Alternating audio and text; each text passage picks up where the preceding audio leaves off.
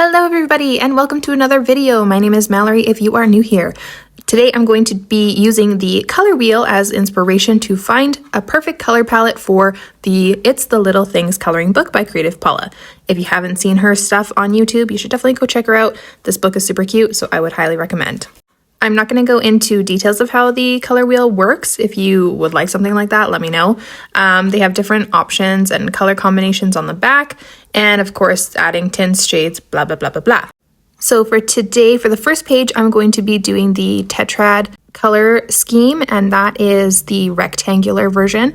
So I'm going to be using the red violet, yellow orange, yellow green, and the blue violet. I thought I would choose an easy color scheme, but as we get into it, I noticed that it's not that easy. So I picked closest colors. I had a few tints and shades and stuff in there, but I've got the blue violet, the pale lilac, the yellow green, and the sunflower. These are both the Copic markers and the Ohuhu markers. Then next up, let's pick a page in the coloring book.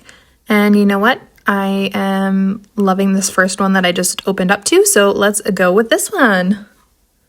I'm already thinking that since it's cute little suns and I have a yellow, let's go with this. Obviously, since this is Amazon paper, you definitely want to put something behind if you're using alcohol markers. And then I also like to clip my pages open so that they stay somewhat flat.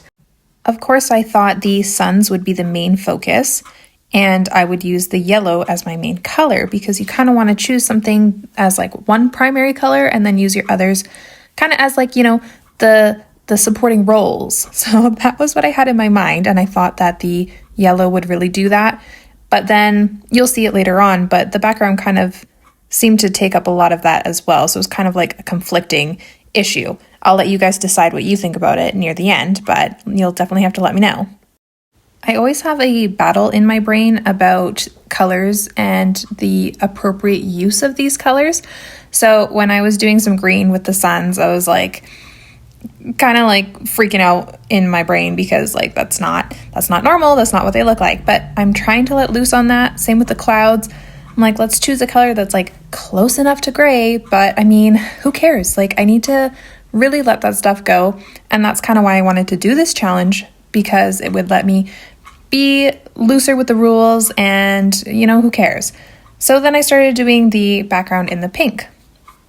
And this is kind of where things got a little conflicting because the purple and the pink, and maybe it was just the colors that I chose. I don't know. Maybe they were all the same tone and there wasn't enough differentiation. I don't know why I keep wanting to use that word. But yeah, I definitely want to know what you guys think at the end when you see it. So obviously I'm not happy with just using markers. I need to use something else. So I'm going to pull out my pencil crayons, and yeah, I'm going to use just again another highlighting version and a shaded version. So a tone and a tint of each, and just kind of pick random colors that I think will match and go from there. And here are the colors that I chose. I chose a lighter version and a darker version of the markers that I had picked out. And yeah, trial and error. We'll see how it goes. If I ended up needing something a little darker, then I would just go back to the drawing board and find a different color. But I think the ones that I did end up choosing turned out pretty decent, so I'm fairly happy with that.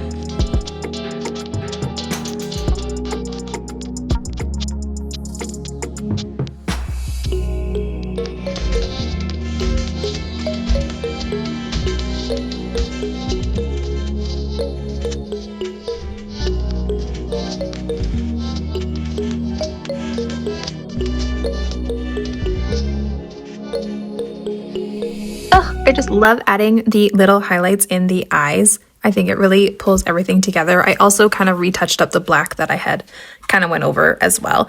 But here's the final page. I think it came together in the end with the pencil crayon, but let me know what you think. So let's move on to a new page, and I'm going to choose a triad scheme of red, blue, and yellow this time. Here are my colors that I picked out and my page. I figured since I had a blue, I had the water, I had the yellowy green colors, I had a bunny, I figured it could all work together. And then as I'm doing the bunny, I'm like, this looks a lot like Pikachu. And you know what? I'm okay with that. I was pretty happy. And okay, listen, the green, I know I didn't have a green, but it was the color that I chose. It had a tint of green, okay? So that's my excuse for that. It did turn up darker than I anticipated. So I'll try and fix that later with pencil crayon. This marker, really struggled with it because it started drying out for some reason. Not sure what happened there. So that's a toss. But you know what? I was like, I guess these kind of look like petal effects, maybe? Sure, we'll go with that. Why not? And basically, yeah, that marker needs to be tossed. On the hat, it's so crazy how, boop, it's all dry now and it's such a lighter color. Anyways, moving on to the pencil crayons. These are all the ones that I chose. And again, just using a lighter and darker version. And if they work, great. If not, then I just switched out for a little lighter or a little darker. I don't go too crazy with figuring out the perfect colors. And maybe that's why I'm not so good at choosing colors.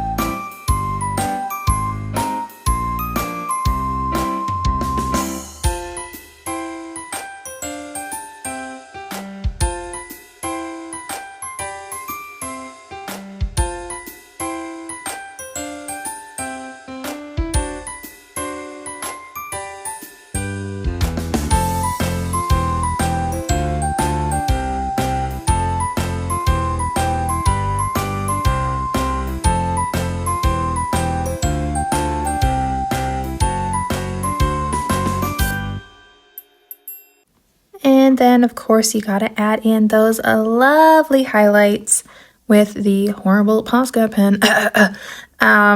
Yeah, so overall, I loved the water effect that I did. I think it's cute. I did a pale pink in the background, or reddy color, but you can't really see it on camera. But yeah, I think it turned out really cute. And yeah, the color wheel was fun, helpful. It didn't make me have to stress too much about the colors I was using, just more so the stress of, okay, great, now I'm gonna make this work on this page and which colors do I want to have as my main focus.